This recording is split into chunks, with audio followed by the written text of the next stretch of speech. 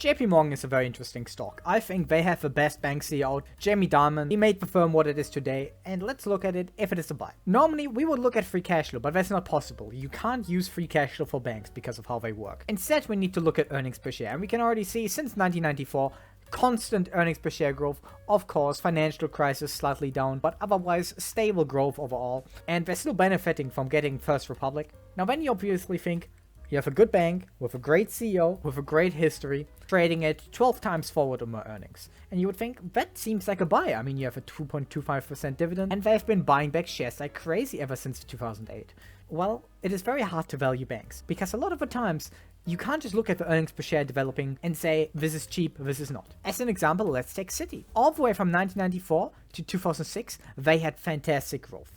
They ended up with $43 in earnings per share. Well, nowadays we're only at $4 per share. And this right here is the issue with bank stocks. You can be wiped out in them if it goes wrong. And you can't just see it just quickly looking at their balance sheet, so much debt, so many assets.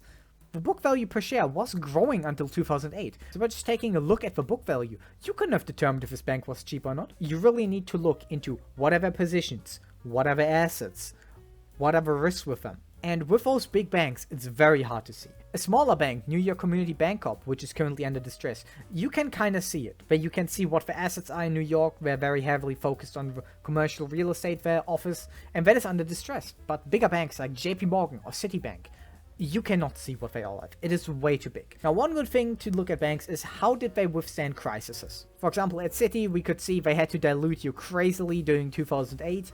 You were basically wiped out, bought some shares back since then, but the earnings didn't really cover it all. What about JP Morgan? Well, 2008 financial crisis, they issued some shares, but this was not a lot of dilution. Those big bumps here, those were mergers, so they didn't really affect you. And sure, they had a dip in earnings per share, but overall, they recovered from it. So this is something you want to see. Also nice, constantly growing book value per share, even after the 2008 crisis. Jamie Dimon has something which he calls the fortress balance sheet. The bank should always have enough reserves to withstand any economic crisis out there. And that has helped JP Morgan. You weren't wiped out in the financial crisis because of that. And in times of crisis, for example, recently during the 2023 banking crisis, you were able to acquire a new bank, First Republic, which they got at a very, very great deal. The government took all of the risk and they massively profited from that. So now you would say, hey, JP Morgan is a perfect bank.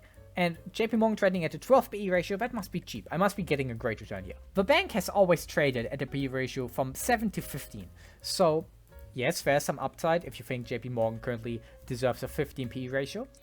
But it is not trading at a cheap valuation. That is also because it's currently in a boom year. From 2010 to 2015, the bank wasn't performing as well, and you were able to buy it at a relatively cheaper PE ratio there. For example, you got it at a 7 PE ratio, at an 8 PE ratio. Sure, I think they're gonna have great returns from now with how they're gonna grow, but the big money is being made in JP Morgan when you buy it during its crisis years. In 2020, it was trading at $100 per share. In that year, the earnings per share was 12. So that was a nice multiple to get it. But you're not gonna feel comfortable buying JP Morgan in those times. JP Morgan is gonna trade as cheap levels in a banking crisis. You have to be able to trust the bank that they are gonna get through that because they have a great leadership. Dimon is fairly old now. He's probably not gonna retire anytime soon. But what happens after him? Will the leadership after him be as insightful as he is? And that's gonna be a big risk for JP Morgan.